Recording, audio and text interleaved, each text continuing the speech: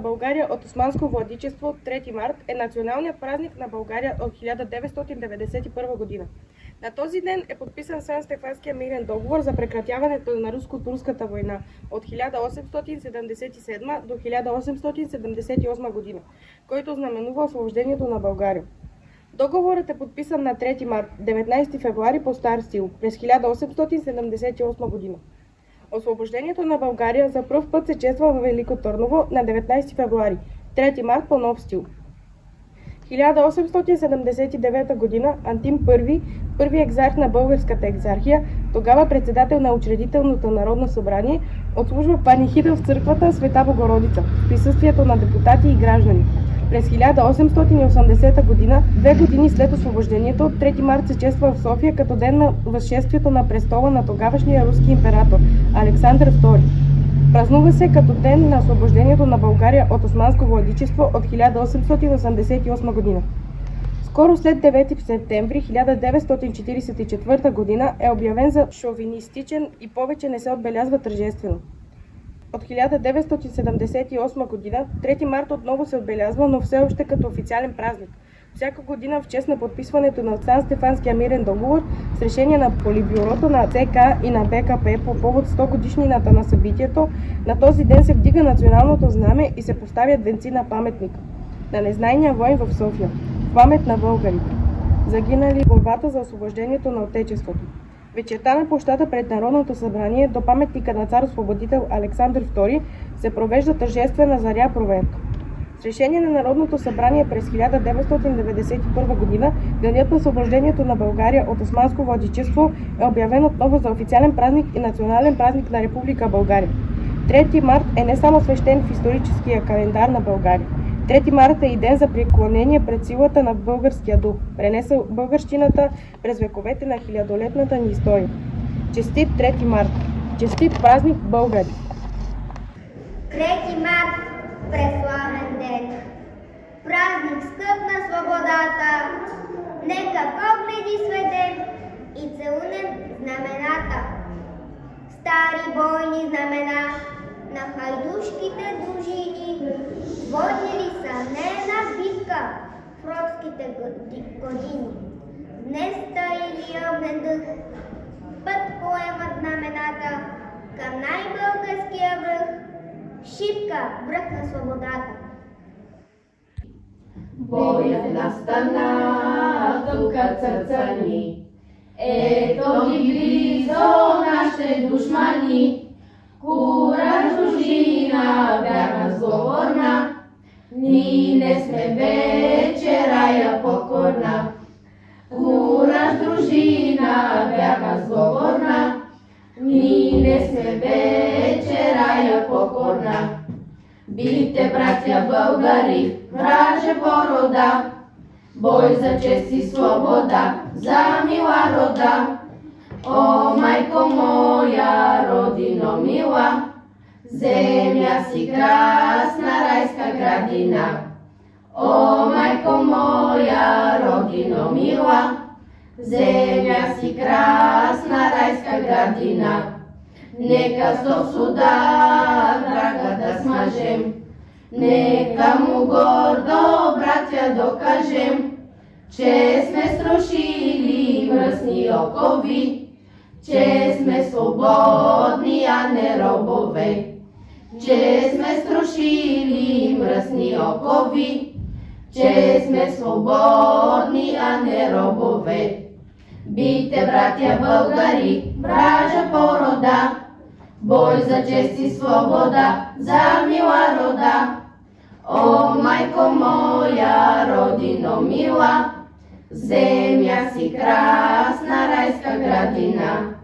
О, майко моя, родино мила, земя си красна райска градина. Чуваш ли плясъка на къмшиците? Северния вятър 3 дни удря вихрогонните коне. Разбра ли сега защо е тъй равно полето от сам Дунава? Тук са препускали конете на нашите ханове. Рушили са преградите под нозете си, докато всичко под копитата им се сринало и земята станала равна като водата. Сега вятърът се е пускал с техните монолитни тела и разказвал за легенди от миналото. За повратностите на историческото време. За мартеницата на България, изплетена от белите нишки на надеждата. Чуваш ли ударите на ятагана? Изтощите бури кършат. Кулите на доброженското деспотство узнали сега, защо е тъй черна земята ни. 500 години друговерците са върлували и безчиствали по тези земи. Със сила са налагали ядната си власт, докато навсякъде настане черен мрак. Сега с бурите срещат безмълвните свидетели.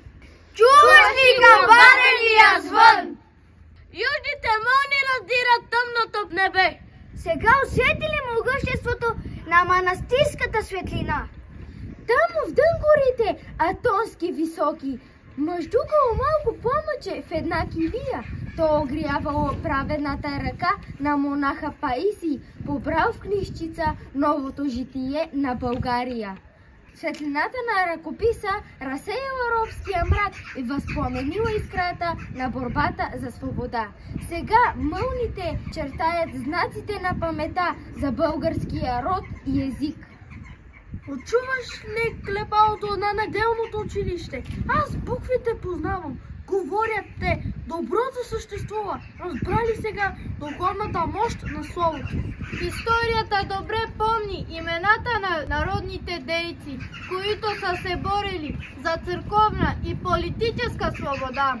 С малки изключения всички те са били учители за широката просвета на народа, за въздигането на духа и националното съзнание у млади и стари. Народните учители били първите ярки изразители на народните болки. Сега вятърът дълбае в твърдините на просвещението, заветните думи на всемирното познание. Чуваш ли гръмкото ура? 3 дни кът прохода бранят нашите дружини. Виждаш ли, що значи свободата? Чуваш ли маршовите песни? Целокупна България върви към свещените паметни места на свободата. Убедили се в победата на справедливостта. Живеем в земята на Левски и Ботев, Паисия, Константин Преславски. Потомци сме на Аспарух! Въздигни си челото и виж своята единствена България, такава каквато са я завещали апостолите на свободата! Разкри сърцето си и се лей помажи на ранената й душа, за да измиеш от лицето и позора и да възвеличиш навеки името България! Бог да пази България през вековете!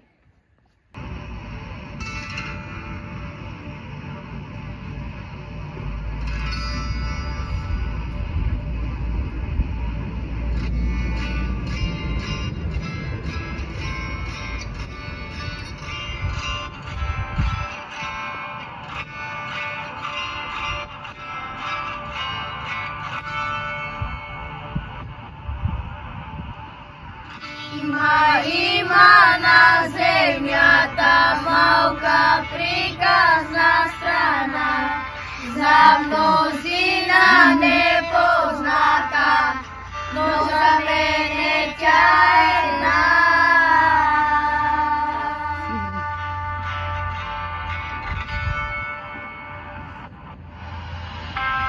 Някога през вековете тук е стъпил Аспарух, замещал на синовете български юначен дух.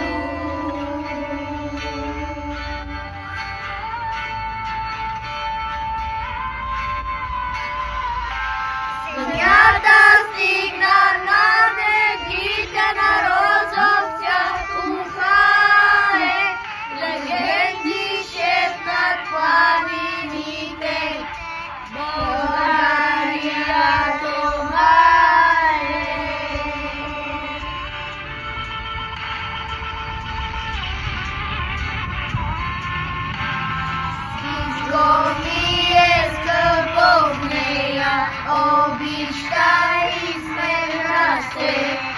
Радвам се и се гордея, аз съм българско дете.